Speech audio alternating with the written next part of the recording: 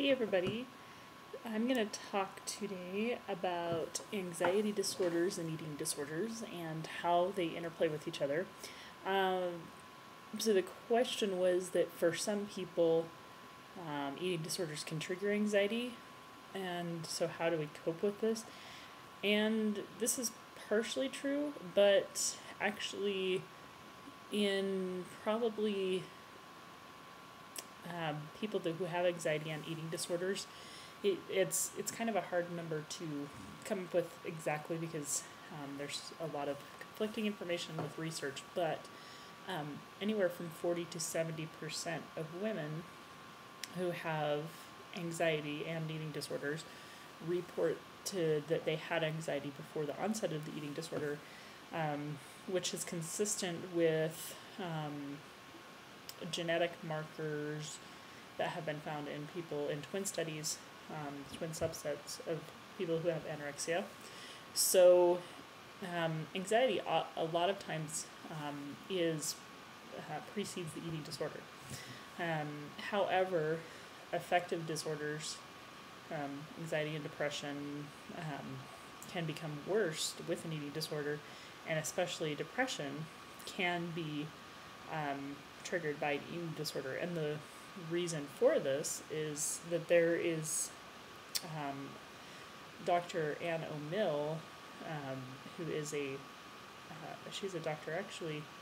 She was at the University of Utah, but I believe she's at the University of Chicago now. But she has done a lot of research on anorexia specifically and refeeding syndrome, and the reason why depression occurs with anorexia especially is as the brain starts to basically catabolize muscle. There are changes that happen in the brain with severely low glucose levels, and it has a metabolic change in effect. And in fact, in what it does is it actually changes the neurons in the way that the brain fires. And in a study done in the 40s, it was basically men in the 40s these were normal men, not even anorexic men, were placed on a sub-starvation diet, and by sub-starvation diet, this was not like this was like maybe 1,000 calories a day or something like that, not something so severely restrictive that they were dying, but severely restrictive enough that they weren't getting their caloric needs met. And within a short amount of time of being on this diet, within a couple of weeks, these men were showing patterns that a lot of people with anorexia have, such as developing food wheel patterns and behaviors like cutting their pieces into small food and obsession with food. And there was a follow-up study done on these men several years later, and what it showed is these obsessive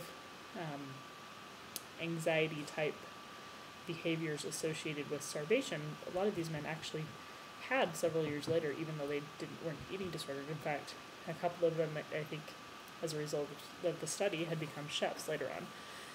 So there is a physiological change that happens with starvation and malnutrition, and there's even more of a marked difference in people who have anorexia as far as people who are starving go through these, but they don't experience the hyperness that people with anorexia experience, and people who with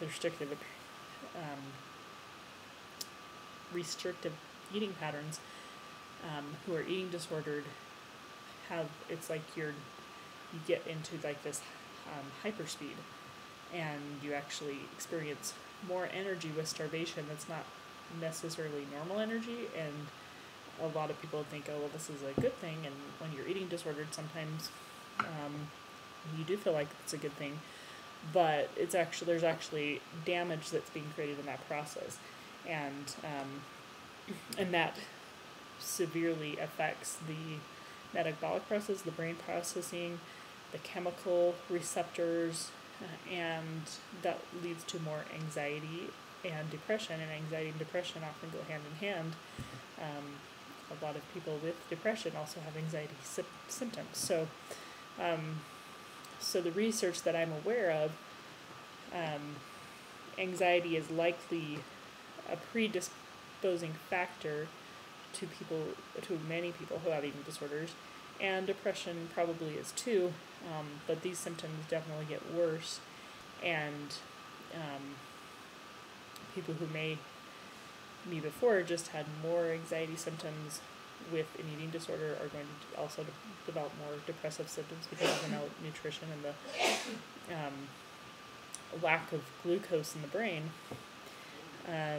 So this is part of the reason why this happens, and what's actually going on physiologically in the body. So hopefully that is helpful. That the danger, with what can happen, especially with people who do reach a weight that is below an ideal weight for their body type, you lose the ability to cognitively process certain emotional and rationalization patterns. So while you may be able to function to a certain point in normal life, and many people with eating disorders do and are high functioning as far as grade point average, as far as treatment, therapy, and processing emotions are concerned, much of that's very compromised until weight is restored. And according to Dr. Amelia, in her research, really therapy doesn't even begin until weight is restored, because the brain just simply does not have enough. The brain is so focused on providing necessary functions for the body to survive in that starvation state that it can't.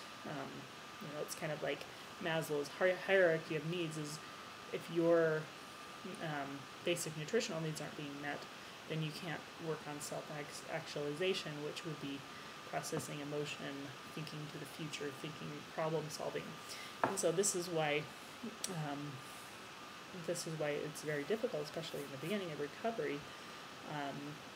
You have to stabilize the body, and this is what makes recovery so complex. So when you're looking for a treatment team, I would, especially if there's anyone available in the area who specializes in disorders, make sure that you're asking them questions like about their approach and about their philosophy, because it's very important that you're working in a team approach to make sure that your body is working, that your dietary needs are being met, so that you're seeing a doctor who's familiar, or a professional who's familiar with working with eating disorders, a dietitian, nutritionist who's familiar with eating disorders, as well as a therapist, because in that approach, all those areas can be addressed, and so that therapy and healing can be much more effective.